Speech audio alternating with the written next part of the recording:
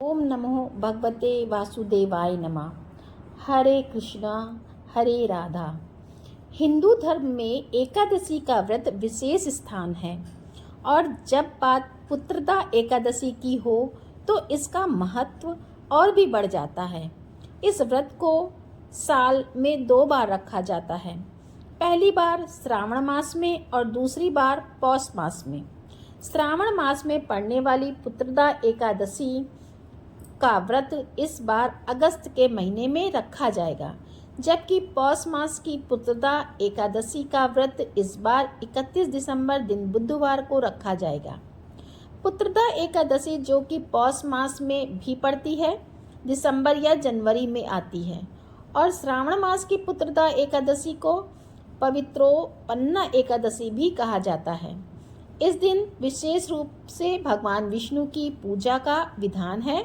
साथ ही इस एकादशी पर भगवान शिव की आराधना, तुलसी माता की पूजा और भगवान श्री कृष्ण की भी पूजा करनी चाहिए।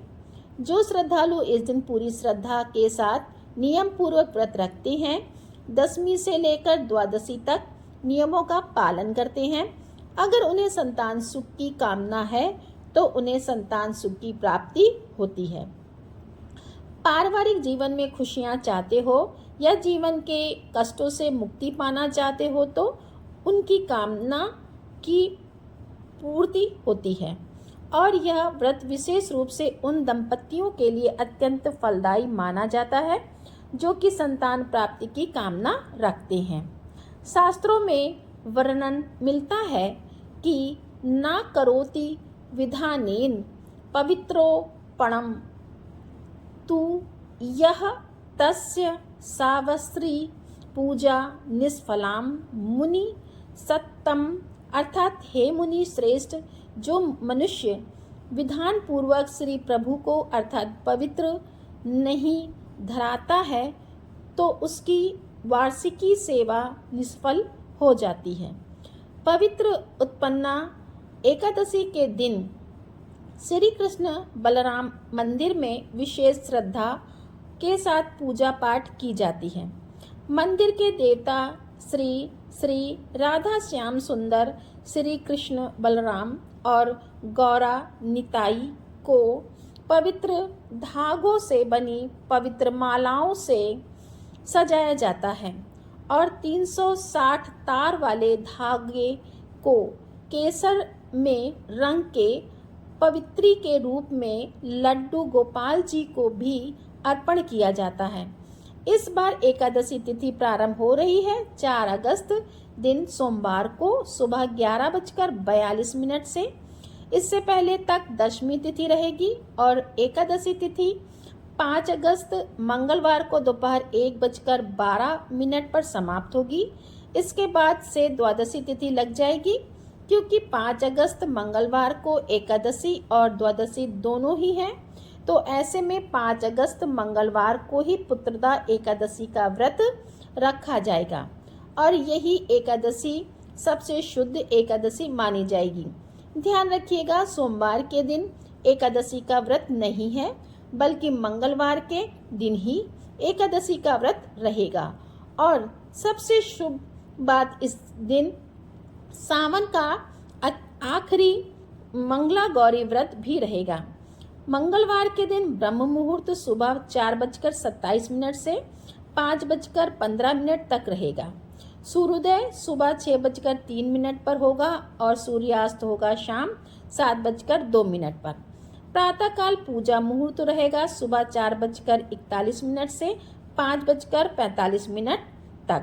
शाम की पूजा आप कर सकते हैं शाम 7:09 से 8:13 के बीच में।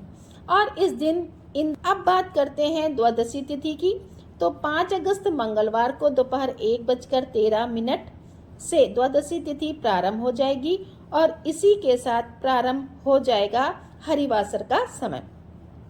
द्वादशी तिथि समाप्त होने का समय 6 अगस्त दिन बुधवार को दोपहर 2:08 पर होगा और द्वादशी तिथि को ब्रह्म मुहूर्त सुबह 4:27 से लेकर 5:15 तक रहेगा। सूर्योदय सुबह 6:03 पर और सूर्यास्त होगा शाम 7:01 पर। प्रातःकाल पूजा आप कर सकते हैं सुबह 4:42 से 5:45 के बीच में। हालांकि इसके बाद भी आप प्रातःकाल की पूजा कर सकते हैं, लेकिन जो सबसे शुभ मुहूर्त माना जाता है वो यही पूजा का मुहूर्त होता है। और शाम की पूजा आप कर सकते हैं शाम 7:08 से लेकर के रात 8:12 तक। गोधूली मुहूर्त रहेगा शाम 7:08 से 7:30 तक। राहु काल दोपहर 12 बजे से लेकर 1:30 तक रहेगा और इस दिन अमृत काल सुबह 6:14 से 7:57 तक रहेगा। यदि आप सुबह पहले मुहूर्त में पूजा ना कर पाएँ तो अमृत काल में भी आप पूजा कर सकते हैं। हरिवासर का समय 5 अगस्त मंगलवार को ही यानी एकादशी व्रत के दिन ही शाम 6:30 तक समाप्त हो जाएगा और 6 अगस्त के दिन बुधवार को एकादशी व्रत खोलने का यानी व्रत पारण करने का शुभ मुहूर्त रहेगा सुबह 5:45 से लेकर के 8:26 तक। ध्यान रखिएगा, व्रत का पारण आपको इसी मुहूर्त के अंदर कर लेना है। इसके बाद पारण करने का कोई मुहूर्त आपको प्राप्त नहीं होगा। आपको वीडियो अच्छी लगी हो तो वीडियो को लाइक करें, कमेंट में राधे राधे लिखें और चैनल को सब्सक्राइब करें।